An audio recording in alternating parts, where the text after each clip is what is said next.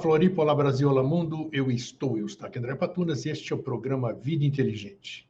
Hoje nós temos um assunto muito importante, um assunto que muita gente que assiste o Vida Inteligente, que é um público diferenciado, um público especial, nós vamos tratar sobre um livro chamado A Luz do Caminho. E para isso nós convidamos o Carlos Cardoso Avellini, que é jornalista e teosofista, para nos apresentar esse tema, já que ele tem um site, o filosofiaesotérica.com, que você já vai ver o crédito aí, que tem quase 3.000 artigos sobre teosofia e outros assuntos fabulosos que você não pode deixar de frequentar, assistir, ler e aprender. Então, deixa eu trazê-lo aqui. E aí, Carlos, como é que você está? Tudo beleza. Tudo bom? Escuta, eu gostei muito aqui, eu recebi e agradeço, né, o livro A Luz do Caminho. Eu quero até mostrar aqui para o meu telespectador aqui, ó. Nós já vamos falar dele, não, vamos focar o programa inteiro nele aqui, né, A Luz do Caminho. E eu tenho algumas considerações que eu vou, durante a nossa conversa aqui, são colocações fabulosas aqui. Então, o Carlos, antes de mais nada, se você quiser falar alguma coisa, se apresentar, dizer alguma coisa, está à disposição. Não, só que é um prazer pensar junto com os amigos. Então, ótimo, muito bom, muito bom. Pensar com gente inteligente é melhor ainda. Esse livro, A Luz do Caminho, como é que a gente pode dizer? Como diz a própria capa dele, né? É um clássico, um tratado clássico sobre o despertar da sabedoria. Me fala um pouquinho sobre ele.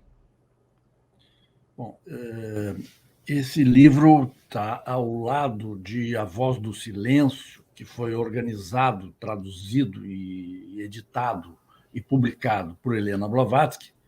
Esse livro foi editado, organizado por Mabel Collins. Sim. Tá? Mabel Collins chegou a ser uma discípula leiga importante que participou do movimento teosófico, inclusive ao lado de Helena Blavatsky, tá? Durante algum tempo.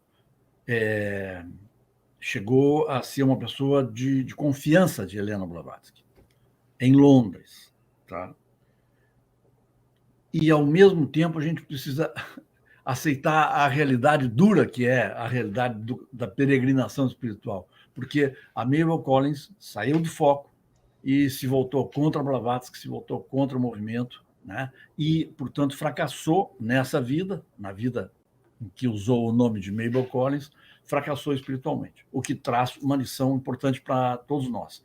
Então, esse livro aqui, não é? Ele é um clássico, ele tem ensinamentos extraordinários, ele tem algumas vantagens em relação à voz do silêncio, no que tange à forma externa. Ele é muito claro, muito bem trabalhado, aparentemente mais acessível que A Voz do Silêncio, porém ele tem alguns desafios muito grandes, algumas lições muito difíceis. Porque, mesmo enquanto escrevia esse livro, a Mabel Collins já estava iludindo-se a si própria. Vamos fazer um parênteses. Vamos fazer um parênteses. Um parênteses. Isso é importante porque para que nenhum de nós possa incidir no mesmo erro.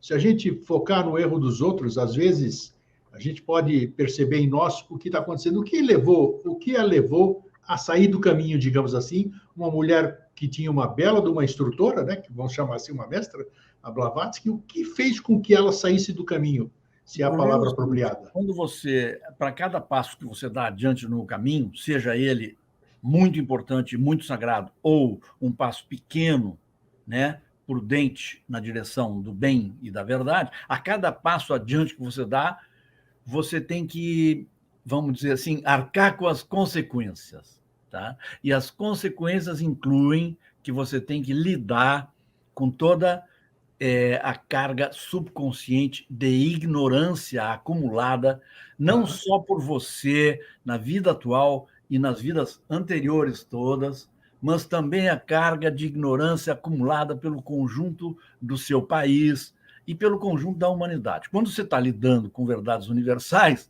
se prepare, porque vai ser o conjunto da ignorância humana que vai desafiar você na medida exata do seu passo adiante, tá? Então, não tem, vamos dizer assim, como alguém já escreveu, um autor clássico já escreveu, não há bênção sem crucificação. Olha. Não há ressurreição sem crucificação.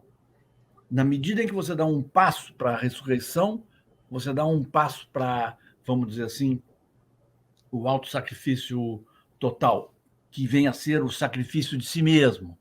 E como si mesmo é o eu inferior, né? Então, é o sacrifício do eu inferior, é o sacrifício da sua ignorância. Você tem que abrir mão da sua ignorância, e isso é doloroso, tá? Então, isso pode dar certo, pode dar errado, dentro de uma perspectiva de uma única encarnação. Nessa encarnação, a Mabel Collins foi até um ponto em que ela não segurou a barra, vamos dizer assim, ela não esteve à altura enquanto eu inferior, e vai ter que repescar os seus próprios esforços numa encarnação posterior. Tá? Então, mas, concretamente, a coisa passou pela lei do karma. A coisa passou por uma compreensão equivocada de lei do karma, que hoje mesmo nós encontramos, tá, nos movimentos esotéricos, espalhado indiretamente por Leadbeater, Annie Besant, diretamente por Carl Jung, e por algumas outras fontes desinformadas e que são fontes de desinformação. A ilusão que derrotou a Mabel Collins basicamente é a seguinte: a ilusão segundo a qual um mestre de sabedoria não está sujeito à lei do karma e não está sujeito à lei do equilíbrio, da simetria, tá? Mas ele está acima da lei. Ele se libertou, portanto, ele está livre da lei, tá? Isso é o que dizem os feiticeiros do egocentrismo pseudo-esotérico, que são adversários da verdade e são adversários dos verdadeiros mestres de sabedoria orientais. Tá? Caramba! Então, o que a teosofia clássica ensina? A teosofia clássica ensina, e é uma coisa que nós podemos constatar, que não existe coisa alguma fora da lei no universo. Tá?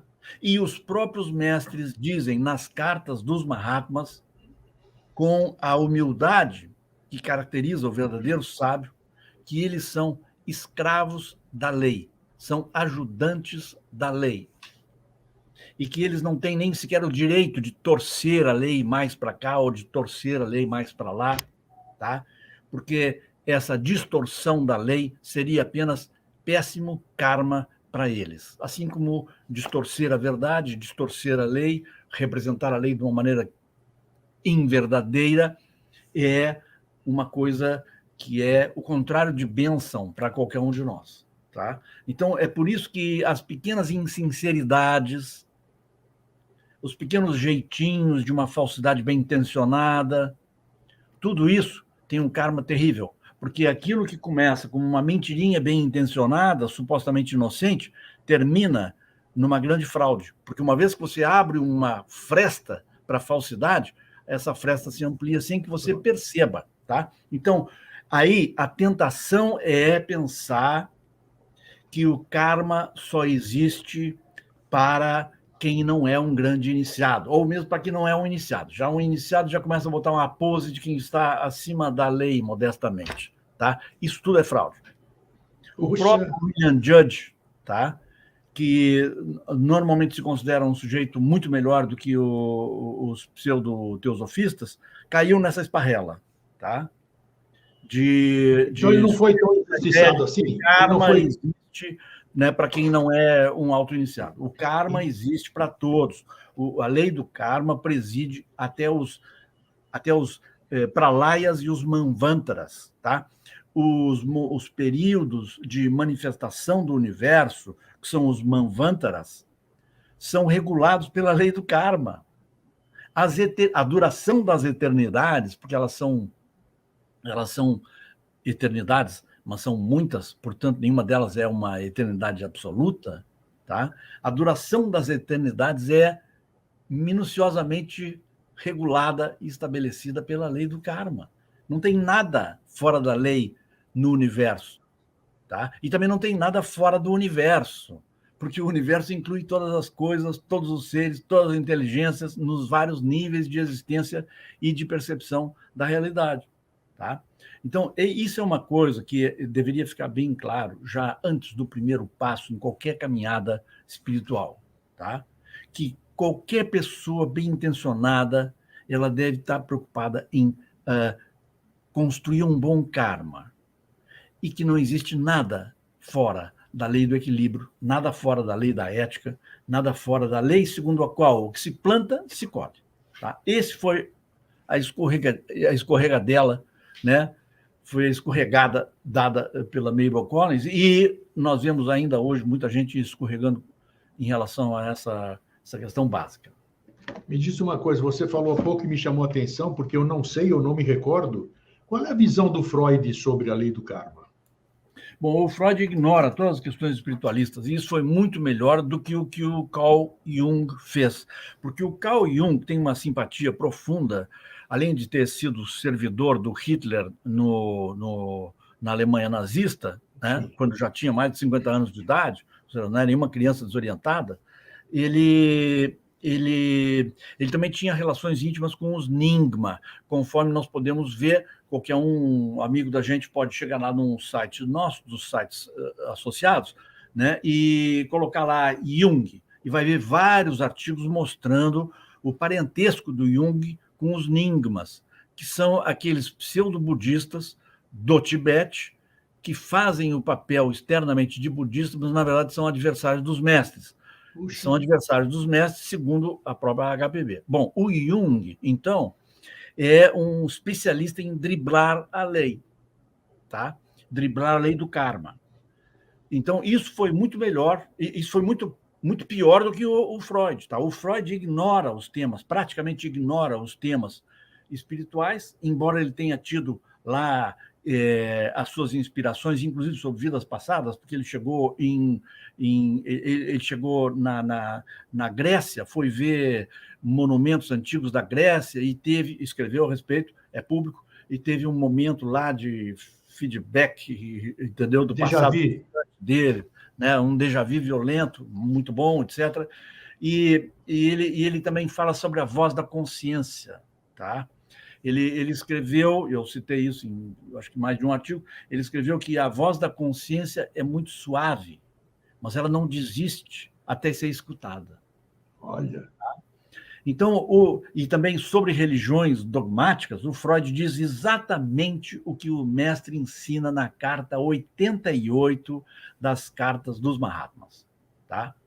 Ou seja, coloca que o Deus monoteísta é uma ilusão, o que existe são uma hierarquia, o que existe é uma hierarquia complexa, plural, né, de divindades, ou mais precisamente de inteligências divinas cósmicas e planetárias. Tá? Então, claro que o Freud não vai falar de inteligências divinas, certo? Mas ele analisa os aspectos neuróticos da crença em deuses monoteístas, quer dizer, deuses, cada um deles é único, mas são muitos, né? Porque são muitas igrejas. Então, o deus monoteísta de um país abençoa o país fazer guerra contra uma outra nação que também tem um deus monoteísta e assim vai, né? Então, é uma espécie de politeísmo, de monoteísmos, né? Ou seja, nós temos uma pluralidade de monoteísmos, o que é levemente absurdo. Tá? Então, o Freud desmonta o processo pelo qual as multidões são manipuladas em nome de uma divindade fabricada por uma classe sacerdotal, que está ali, né, legitimando certas coisas para o poder organizado. Tá? Então, nesse sentido, o que o Freud faz e fala não é teosofia, mas é compatível com a teosofia. Olha que interessante. Tá? Ele dá um nível, por exemplo, quando ele analisa a infância é a grande fonte da psicanálise, tá? Ele está analisando exatamente o momento em que a nova alma, né, a infância é um momento em que a nova alma recorda subconscientemente padrões vibratórios das suas vidas anteriores. É mesmo? Tá? Puxa. Então, quando o Freud analisa e esmiuça a infância das pessoas, tá? É claro que ele comete uma série de erros aí, porque falta teosofia, falta noção de antacarana, falta noção de alma espiritual. Mas o que ele faz é compatível com a teosofia, tá? Essa é a minha experiência. Por isso é que tu vai pegar várias coisas de Freud, pode citar ele, encaixa perfeitamente na teosofia original. Por quê? Porque a teosofia original, assim como a psicanálise, exige e ensina um profundo autoconhecimento, um profundo e rigoroso autoconhecimento. O que o Freud faz é analisar com extremo rigor as ilusões do eu inferior, como as pessoas, como nós, somos carregados pelos 5 sentidos, somos carregados pela busca do prazer e, consequentemente, somos carregados pela neurose, tá? Pela ilusão. Isso é tudo o que os Mahatmas ensinam, mas esmiuçado. E é uma visão muito setorial, porque é capenga, porque falta aquela sensação de liberdade que nos dá o saber que há uma alma imortal espiritual e que os pesadelos freudianos do sofrimento emocional são uma coisa que a gente pode compreender e transcender. Tá? Olha, que bacana, que bom. Agora, me diz uma coisa, a Mabel Collins, quando ela escreveu A Luz no Caminho, como é que foi isso aqui? Ela escreveu ou foi ditado pela Blavatsky? Ela estava, a Mabel Collins estava em contato, tá, num discipulado leigo especial, tá, em contato com um mestre de sabedoria. É mesmo? Exato. Tá? Esse mestre de sabedoria tinha uma relação especial com a loja ocidental de adeptos, tá? E que tem a ver com Grécia, tá? Então, assim como a HPB foi instruída num livro, né, o livro dos preceitos de ouro, dado para os discípulos regulares dos mestres orientais, como no fundo as lojas dos adeptos são uma loja só, da mesma maneira, Mabel Collins, por estar em contato estreito e colaborando com um mestre de sabedoria, embora ocidental, teve acesso, tá, ao mesmo livro de preceitos de ouro. Não deve ter tido acesso ao livro em si, mas teve acesso a preceitos dele. Então, ela estudou esses preceitos e aí fez o livro em cima. Tá? Mas ela entendeu, aí que você disse, ela entendeu de uma forma errada, então? Apesar do... O que acontece é o seguinte, tá? Nós todos temos muitos setores, certo? Então, por exemplo, nesse momento eu estou raciocinando em termos filosóficos, mas eu estou também consciente de que eu estou falando em língua portuguesa, que estou numa sala, que estou aqui na minha biblioteca, né? Sim. Então, nós temos vários níveis de consciência, um voltado para o físico, outro voltado para o emocional, outro voltado para o mental e outro voltado para as verdades mais universais. Tá? A questão é que o discípulo tem que aprender a ser íntegro, a ter uma única meta, a se purificar de desvios e contradições.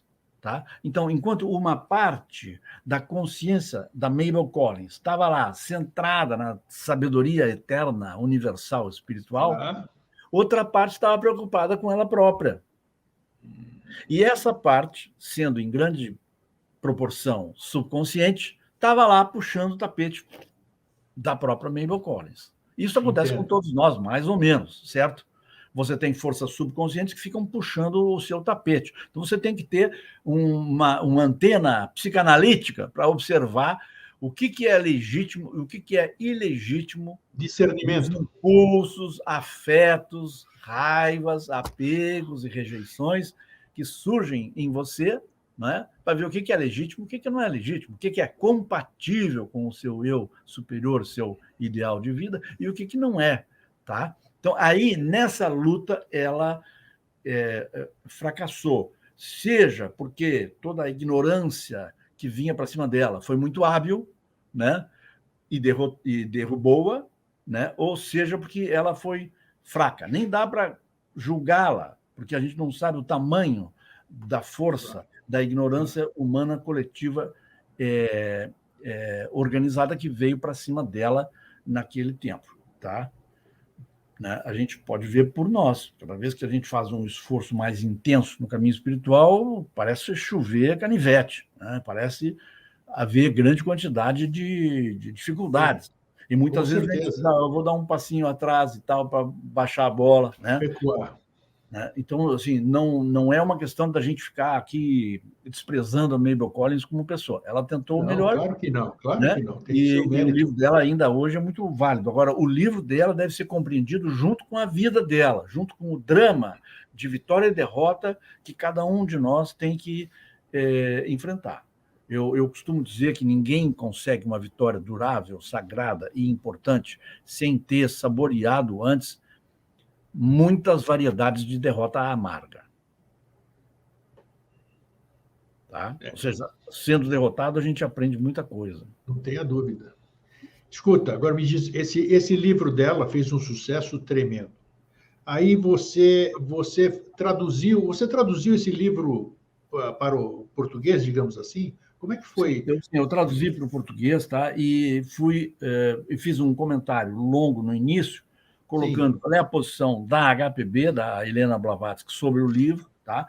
Mostrando como ela, não de maneira pública, mas de maneira reservada, levantou a lebre sobre esse livro, dizendo que há um veneno tremendo no livro, tá? Mas sério? Ela não foi específica, sim, mas ela não foi específica. Ela não foi específica, tá? Ela sugeriu alguma coisa. Uma análise específica, pela primeira vez desde 1885, é a que a Loja Independente de Teosofistas publicou, tá? É a nossa. É a nossa edição. Caramba, então, como é que é? Agora eu fiquei curioso aqui. Como é que é essa questão do veneno, vamos dizer assim? O livro que, a princípio, vamos dizer, todo mundo se encanta, todo mundo lê. Eu até quero comentar o que está na contracapa aqui. Eu quero ler para o meu público e nós vamos comentar cada tópico desse, que é maravilhoso aqui, ó, que está na última capa. Lê. Vai ler? Vamos lá? Olha. Sim. Dentro de ti está a luz do mundo, a única luz que pode iluminar o caminho. Se fores incapaz de percebê-la dentro de ti, será inútil procurar fora. Ela é inalcançável porque sempre recua. Tu entrarás na luz, mas nunca tocarás a chama. Sensacional e profundo isso, muito profundo. Você poderia até comentar a respeito, aprofundar essa... Posso, tá? Esse texto é excelente, são princípios que não foram preparados pela Mabel Collins. O problema é, você faz o alimento espiritual, você mistura ali junto umas coisas que são meio tóxicas, tá? E isso é o que a HPB chamou de veneno. Então, deixa eu te dizer aqui, dentro de ti está a luz no mundo, a única luz que pode iluminar o caminho, tá? Se fores incapaz de percebê-la dentro de ti, será inútil procurar fora. Ela é inalcançável, porque sempre recua. Tu entrarás na luz, mas nunca tocarás a chama. Sensacional. Eu não tenho nada a reparar aqui. Eu acho que isso aqui é uma verdade universal, é um grande axioma. Por isso é que esse livro é tão valioso. Tá? Tu ia dizer mais alguma coisa? Sim, vamos lá na outra que eu quero comentar aqui. Qual é a outra? Está bem, você escolheu aqui, muito bem escolhido. Antes que os olhos possam ver, eles devem ser incapazes de lágrimas. Olha só. Antes que o ouvido possa ouvir, ele deve ter perdido sua sensibilidade. Isso. Antes que a voz possa falar na presença dos mestres, ela deve haver perdido o poder de ferir. Antes que a alma possa erguer-se na presença dos mestres, os seus pés devem ser lavados com o sangue do coração. São preceitos maravilhosos isso aqui. Aqui nós temos os diversos níveis de consciência, tá? Ou seja, os olhos não veem enquanto eles são capazes de lágrimas. O que é lágrimas? é o sofrimento guiado pelo eu inferior, certo? Então, o teu eu inferior tem que estar anulado, tem que estar a tua equação pessoal tem que ter sido zerada, resolvida, transcendida. O teu eu inferior deve estar, de preferência, parado no momento que tu quiseres erguer os teus olhos até ver o mundo divino e sagrado, tá? Não dá para tu misturares, né, o teu lado psicanalítico, né, das tuas confusões emocionais, as tuas esperanças pessoais, os teus medos e pavores pessoais, com a sabedoria eterna. Tá? Então, nesse sentido, os teus olhos têm que ser incapazes de lágrimas antes de tu poderes enxergar. Antes que o ouvido possa ouvir, ele deve ter perdido a sua sensibilidade, isto é, perdido a sua sensibilidade no mundo do eu inferior. Né? Antes que a voz possa falar na presença dos mestres, ela deve ter perdido o poder de ferir. Com a língua. Perdido toda a capacidade de odiar. Né? Antes que a alma possa erguer-se na presença dos mestres, que é uma coisa da iniciação, da grande iniciação, os seus pés devem ser lavados com o sangue do coração. Ou seja, os teus pés, o contato teu com o mundo externo, tem que ser lavado com o sangue do teu coração, ou seja, com o sangue do teu eu inferior, ou seja, com a desaparição e como parte da purificação total do teu eu inferior. Tá, eu quero ler mais uma frase aqui, depois nós vamos entrar no conteúdo geral, que eu quero explorar bem isso aqui. Enquanto um ser humano não se torna um discípulo em seu coração e seu espírito, ele não pode existir para aqueles que são professores de discípulos. Olha só, vou repetir. Enquanto um ser humano não se torna um discípulo em seu coração e seu espírito, ele não pode existir para aqueles que são professores de discípulos. E ele se torna discípulo por um único método: a renúncia às aspirações humanas pessoais que agem em si mesmo. Pô, o negócio há de convir, está certíssimo, mas é difícil para caramba, né? Você tem que abrir, agora, mão de quase tudo. Exato. Veja que aqui já não é da série de regras. Nós temos aqui duas pequenas coleções de aforismos, tá? De axiomas. Tem os comentários, de regras. Aqui é comentários. Então, aqui já tu tem uma pequena uma escorregadinha, assim, um errinho, tá? Técnico. Tá? Não é um erro grave, é um erro só técnico, que eu vou te dizer. Vamos lá. Enquanto um ser humano não se torna um discípulo em seu coração e seu espírito, ele não pode existir para aqueles que são professores de discípulos. Ora, aqueles que são professores de discípulos, tá? Eles não olham só para discípulos.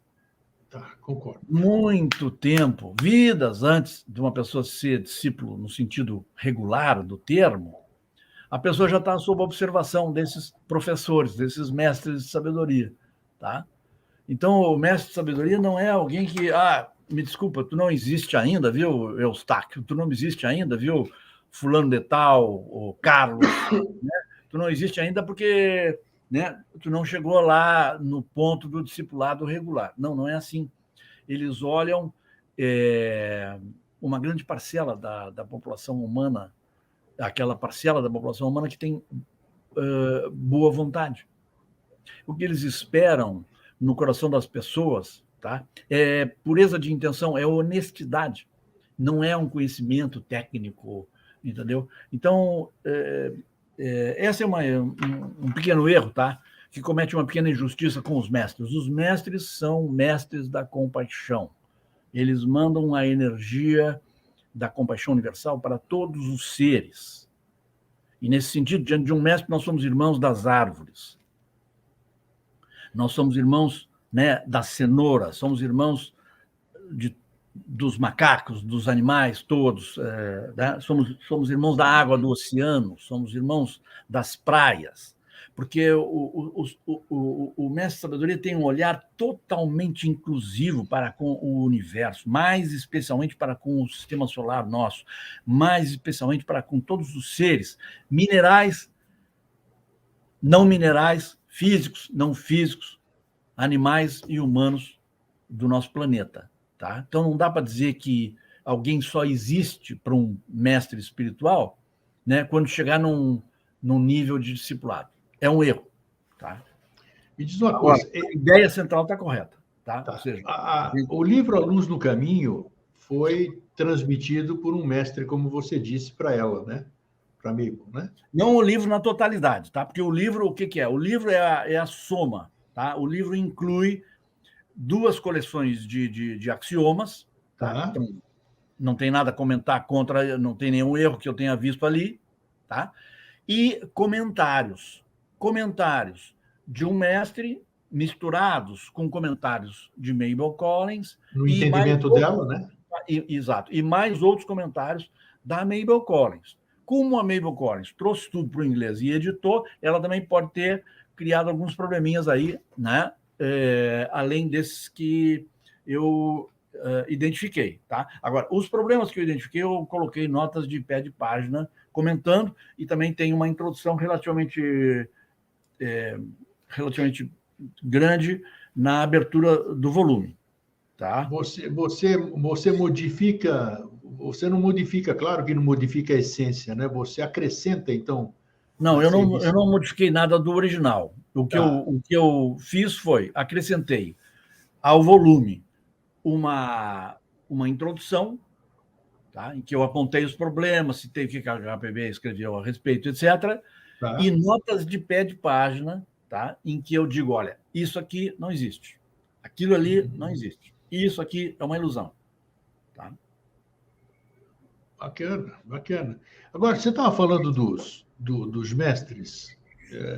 O mestre, quando ele tem um discípulo, quando o discípulo tem autorização para chegar perto de um mestre ou manter contato com o mestre, para o mestre, esse discípulo é totalmente transparente? Bom, isso aí depende do mestre usar poderes ou não. Tá? E o mestre usa poderes com muita economia. Há várias ocasiões em que o mestre gostaria de fazer uma coisa que envolvia há pelo menos uma ocasião que isso está documentado, né? Que o mestre tinha que rematerializar, uma situação até cômica, tinha que rematerializar uma carta recebida do inglês Sinnett, Alfred P. Sinnett, que tinha sido indevidamente mastigada por um velho bode dos Himalaias. Então, o mestre está com um volume de cartas, por algum motivo, umas cartas caem no alcance de um bode já bastante envelhecido, o bode fica mastigando uma carta que o mestre precisava. O mestre está naquela situação de materializar a carta e o Mahachohan, ou seja, o mestre do mestre, interfere, creio que à distância, interfere e diz, não, deixa que eu faço isso para tu não te incomodar. Então, o mestre do mestre reconstitui a carta e ainda faz o seguinte, melhora a situação odontológica do bode. É isso. É folclórico mesmo, como você disse. É folclórico. Tá? Então, agora, isso aí mostra, entre outras coisas, o cuidado que um mestre tem que ter para usar poderes. Ele não pode sair usando poderes de qualquer maneira. Isso aí, essa fantasia leadbeateriana e bezantiana de que um mestre é onipotente, faz qualquer coisa. Não. Ele é o mestre de conservação da energia, essa ideia básica dos ecologistas, tá? Que é não desperdiçar a ecologia, as suas energias. Então, veja a importância em teosofia, que é o princípio segundo o qual a gente deve evitar o desperdício. Se a gente come demais, está desperdiçando energia vital para poder fazer a digestão daquilo. Então, deve comer na justa medida em termos de quantidade, em termos de qualidade, para facilitar o sistema digestivo, etc. Em termos de consumo, a ecologia nos ensina que a gente deve também evitar o desperdício de energia, né? A ideia básica de conservação da energia. E a ideia da conservação da energia é tão fundamental em ecologia, em sociologia, como é fundamental no caminho espiritual.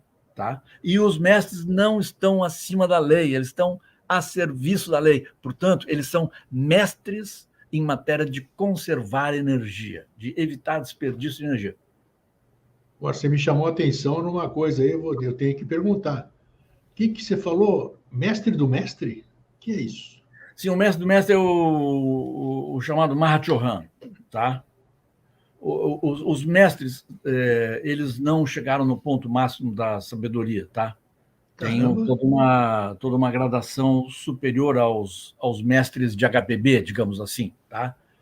Então, você tem na literatura teosófica, muito bem documentado, pelo menos um par de mestres que eram chefes dos mestres que a gente conhece.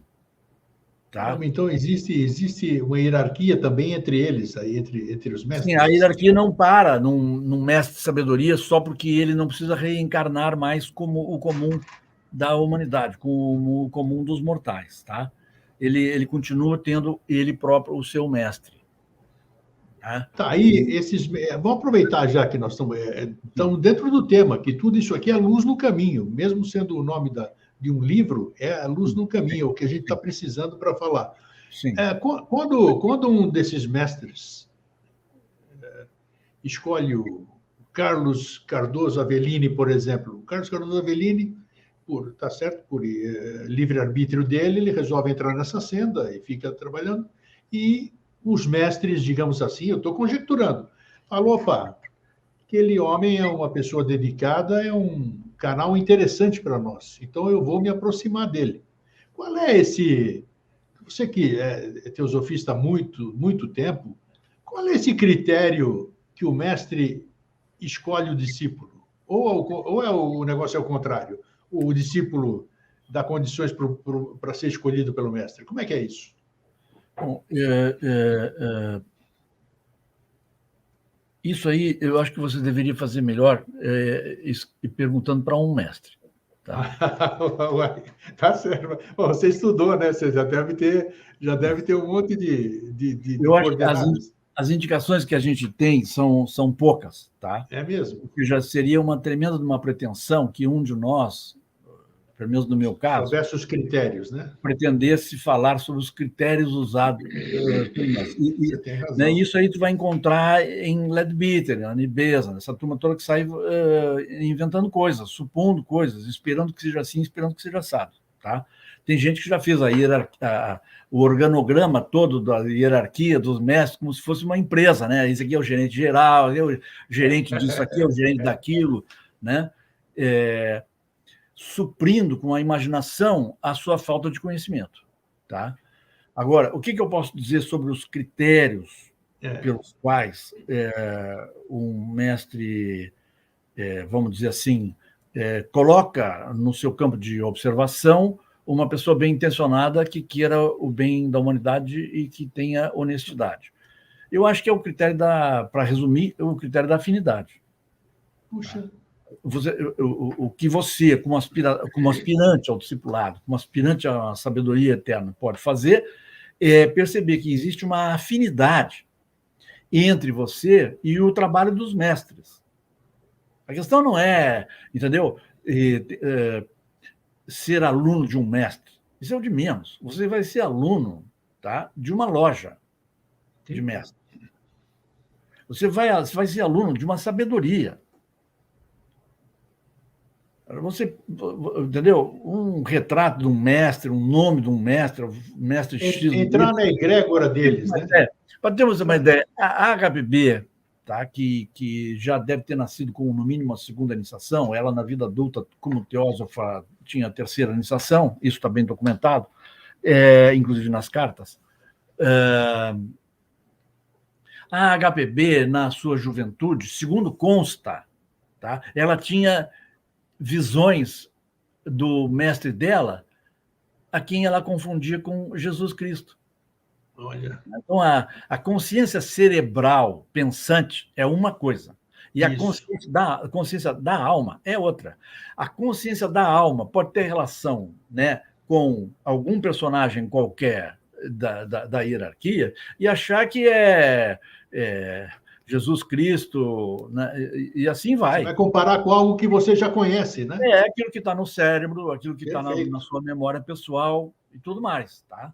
Então, por isso é que também a gente é forçado a conviver com uma certa quantidade de ilusão, né? E deve aprender a distinguir o que é a verdade fundamental de uma certa ilusãozinha que faz parte do aspecto externo das coisas, né? Eu já percebi que você ter uma configuração conceitual, metodológica muito perfeita não produz a consciência ampliada, tá? Vou repetir de novo. Você usar as palavras de uma maneira extremamente correta, tá? Não é garantia nenhuma de que você esteja expandindo a sua consciência na direção certa. E eu já vi mais de uma pessoa, muito mais de uma pessoa, com um esquema conceitual bastante precário, avançar muito bem no caminho da sabedoria. Por exemplo, um exemplo em termos de autores clássicos. São Francisco de Assis trabalha com um esquema conceitual extremamente reduzido, que é o cristianismo lá da Idade Média tardia. Foi um precursor do iluminismo, né? Séculos antes do iluminismo. Tá? Ele tem uma estrutura intelectualmente muito humilde, mas tem uma sabedoria, né, muito útil para nós hoje. Ou o Zen budismo, nos seus aspectos bons, que o Zen budismo também tem muita coisa que não é tão boa, né? O Zen budismo, ele usa um mínimo de palavras e um máximo de sabedoria. O Tao Te Ching é um exemplo disso. Tá? O taoísmo clássico, ele usa poucas palavras, tem um esquema conceitual limitado, mas tem um máximo de sabedoria dentro daquilo. Nada contra o esquema conceitual complexo ensinado pelos mestres, ao contrário. Aqui nós temos uma riqueza e uma capacidade de compreensão muito mais profunda, tá? Mas é preciso saber reconhecer que a sabedoria não está no esquema conceitual, tá? Tu pode ter um esquema conceitual excelente, o melhor do mundo, mas tu pode ficar bêbado com as palavras ou com um exagero do eu pensante, deixar as emoções para trás, né? Ficar sem sentimentos, ficar brincando de computador, ficar brincando de múmia, tratando de ser, né, uma pessoa espiritual sem sentimentos pessoais, né? Pode ter muito problema, né? Mesmo que você tenha um esquema conceitual excelente. Não basta. A coisa é tão simples. simples. Se refugiar no silêncio, é preciso saber que você não sabe nada, é preciso ter a sabedoria daqueles que sabem que não sabem nada e que sabem que a sua importância pessoal é igual a zero. Puxa, isso aqui é tão simples, mas ao mesmo tempo parece incoerente, né? É muito complexo, né? Porque a gente já vem com tanta cristalização que é muito difícil você está falando que até os mestres, até as grandes pessoas dotadas de muito conhecimento, de sabedoria, precisa adquirir muita compreensão. Se eles estão sujeitos a isso, o caso da Mabel, por exemplo, aqui, que ela tinha um canal bom e de repente deixou entupir ou deixou se influenciar a parte ruim dela, vamos chamar de ruim assim. Então, quer dizer, ao mesmo tempo é tão simples, você tá com a água limpa do seu lado direito, com a água suja do seu lado esquerdo, e você tem dificuldade, por exemplo, de sempre estar acessando a água boa. Como é que você explica essa dificuldade do ser humano, apesar de saber, de ouvir, muita gente está concordando com o que você está falando agora. Vai falar, nossa, o Aveline matou na mosca. Mas ele vai colocar isso na prática? Não consegue, rapaz. Sabe? Ele sente aquela dificuldade, apesar de querer. Existe algum tipo de bloqueio ou falta de conhecimento? Como que eu faço? Eu acho que a melhor... Não posso dizer que seja a melhor proteção, mas vou dizer uma proteção muito boa, tá? é o sentimento de devoção que surge no coração daquele que sabe que está na presença de algo imensamente maior do que ele. Tá? Isso permite que nós compreendamos a sabedoria imortal presente em palavras humildes como: é morrendo que se nasce para a vida eterna. São Francisco de Assis. Tá? Ou seja, traduzindo para a linguagem de Raja Yoga, a gente diria, zerando o processo de operações mentais que nós transportamos o foco da nossa consciência para o nível imediatamente superior de consciência. Mas a gente não tem uma chavezinha para fazer isso. É deixando de pensar num certo nível de consciência, mas deixando de pensar com plena consciência, com pleno equilíbrio e sem autorrepressão, mas deixando de pensar porque compreende tudo sem necessidade de pensar naquele nível, pois, parando as operações mentais num certo nível, que nós vamos naturalmente para um nível superior de percepção. Isso é Samadhi, esse é o processo Samadhi em Raja Yoga. Mas o São Francisco de Assis, com a sua simplicidade extrema e a sua sabedoria igualmente extrema, diz: é morrendo que se nasce para a vida eterna. Ou seja, é morrendo para o mundo dos pensamentos pessoais que nós nascemos para o mundo dos pensamentos eternos e universais. Isso nos protege, tá? A gente tem que estar disposto a morrer para o mundo inferior a qualquer momento, mesmo quando raciocina em termos filosóficos. Agora, se a pessoa se apega a raciocínios filosóficos, transforma eles em opinião e sai para a briga contra outros que têm opinião diferentes, está faltando um pouquinho de São Francisco de Assis na consciência dessa pessoa. Tá, tudo isso que você falou, e eu concordo que tem lógica, está tudo certo. Esse caminho aí para a gente chegar, porque eu falei, existe a dificuldade. O que você falou, você só não deu o manual disso. Como é que eu faço isso aqui? O livro da Mabel Collins aqui, que você comentou aqui, A Luz no Caminho, ela seria ele dá, por exemplo, uma luz no teu caminho, vamos dizer, o caminho do discípulo, do neófito, do aprendiz. Como é que você analisa... Esse livro é um manual, tá? Esse livro é um manual. Isso, agora eu quero ler para você e para os nossos amigos, tá? Por favor. As chamadas 3 verdades, as famosas 3 verdades do livro. Vamos lá. Tá? Ótimo. Então, a primeira verdade é o seguinte. Aliás, não, antes das 3, tem um trecho que cita. Tá? Então, o trecho diz o seguinte. Isso está na página 29 da nossa edição. Tá. Há 3 verdades que são absolutas e não podem ser perdidas, mas podem permanecer em silêncio por falta de quem as expresse.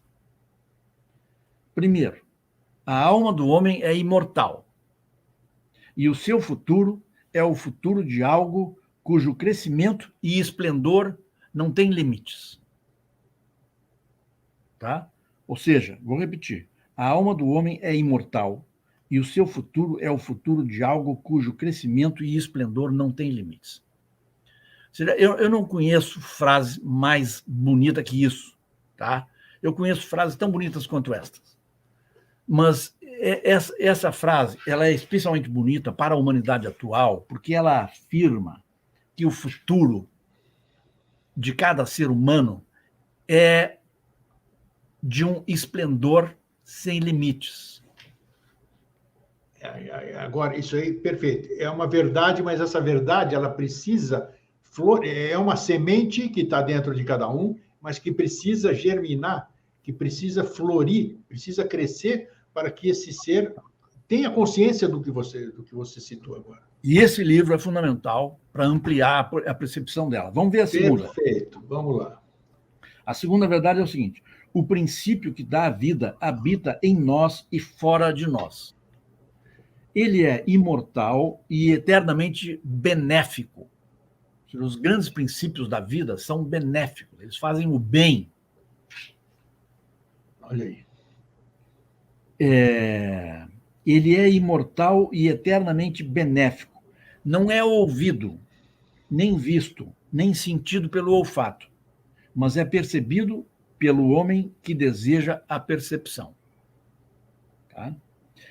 A terceira verdade: cada homem é o seu próprio absoluto legislador, produzindo para si mesmo glória ou trevas. É o decretador da sua vida, da sua recompensa e da sua punição. Isso seria... Nesse terceiro aqui, a gente já tem uma possibilidade de engano, tá? É mesmo? Exato. No momento em que ela diz que cada um é o seu próprio absoluto legislador, porque ninguém faz as leis da sua própria vida. Aqui temos... As leis não, né? Exato. As leis não. O legislador faz leis. Exatamente. Tá? E ainda mais, ela diz que é absoluto. Tá? Então, aí tem problema. O correto seria cada um... Você comentou essa frase? Você comentou? Você comentou no livro? Eu não creio que eu tenha comentado por escrito isso, tá? Porque isso é uma coisa mais sutil. Eu estou conversando contigo aqui, eu posso explicar, entendeu? A linguagem moral permite mais flexibilidade. Tá? Isso. Tá. Eu fui mais sóbrio na parte escrita do livro. Tá? Então, isso aqui fica, né, com os nossos amigos como parte da tradição oral, digamos, que há em torno do livro. Tá? Então, seria mais correto dizer que cada um é o seu juiz. Isso. Cada um julga, cada um é o juiz. E aí, sim, define se vai ser punido de uma maneira ou de outra. Através da lei do karma, cada um, né, vai administrar como faz a lei, administrar como é a sua própria vida, né? Definir por que rumo vai. Tá? Sem dúvida, cada um de nós tem que julgar a si mesmo, de preferência no final de cada dia, avaliar como é que foram as ações do dia. Tá? Mas então aqui, a ideia central, no entanto, é boa. É um erro técnico de dizer que cada um é o seu absoluto legislador. Ninguém é legislador de si mesmo. As pessoas simplesmente têm a chance de cumprir a lei, de levar em conta a lei, tá? E de agir com sabedoria de acordo com a lei. Mas não estão fazendo lei nenhuma. Avelini, como é que é teus...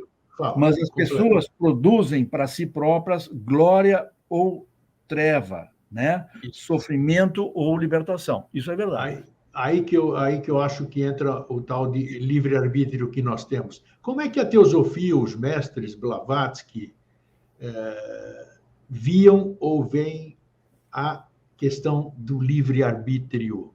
A visão teosófica... O livre-arbítrio é o livre-arbítrio de plantar. A gente planta como quiser, tá? Até na maneira de a gente colher as circunstâncias que a gente tem que viver, né? É a gente que vai definir como é que a gente vai reagir diante. Isso seria uma lei ou não? Lei ou não? É uma das leis ou não? O livre-arbítrio. Isso o quê? A liberdade de escolha seria uma lei? Mas o livre-arbítrio, tá, é um aspecto da lei do karma. Sim. Porque existem três tipos de karma, tá? O primeiro é o karma que a gente planta. Ok. Então, no karma que a gente planta, se aplica a ideia do livre-arbítrio, porque, né, as minhas ações eu defino, eu tenho um livre-arbítrio sobre as minhas ações. Tá. Mas o meu livre-arbítrio está limitado a isso. Eu não vou poder escolher, entre aspas, o karma que eu vou colher. Tá. Tá? Depois que eu plantei karma, escolhendo livremente o que eu queria plantar, eu vou ter que colher. A colheita é obrigatória. Tá? Agora, o modo como eu colho o karma que eu plantei pode ser neurótico ou correto, cego ou consciente, né? Sábio ou não sábio. E assim sucessivamente. Existem 1001 maneiras de a gente colher o karma que plantou. É claro que, é bom lembrar, nem sempre a gente colhe karma que nós próprios plantamos. Nós também podemos colher karma que é karma coletivo e não nosso. Tá? Né? Mas, vamos dizer assim, nós temos 3 karmas. O karma a ser plantado, o karma que a gente vai plantando à medida que age, Tá. o karma que a gente já plantou, mas não amadureceu ainda, tá? E o karma que a gente plantou e que está maduro, que é o karma que a gente está, né, colhendo hoje. E para acabar com ele, qual é? Derrubar a árvore? Como é que é o negócio? Acabar Não, com o jeito é plantar bom karma. Se você tá. se você plantar um karma de bondade impessoal durante algumas vidas, né? Você transforma em Dharma. O que acontece? Você está plantando karma num plano em que o eu inferior não manda nada.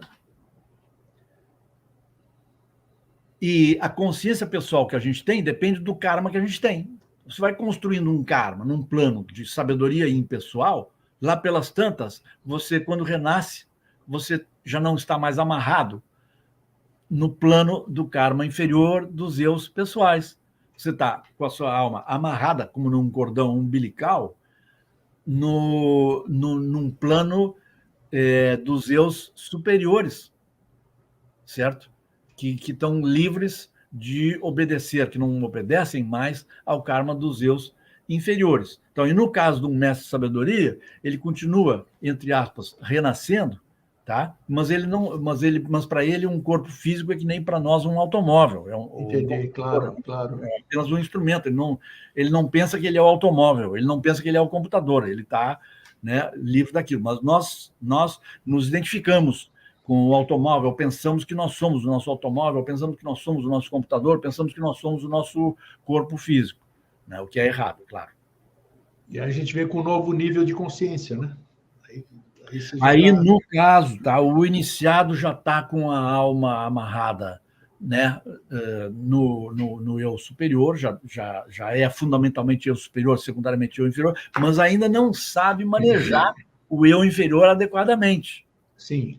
Então, faz trapalhadas, etc., mas ele tá. É o caso, por exemplo, do São Francisco de Assis, que tinha, né, limitações no eu inferior, né, como todos têm, HPB tinha, né, mas ele já estava amarrado num plano, evidentemente, superior de consciência. E um outro santo muito popular no mundo cristão, que tem tudo a ver com teosofia, é o Santo Antônio, né, que é talvez o santo mais popular do Brasil, ao lado do São Francisco de Assis, do Brasil e de Portugal.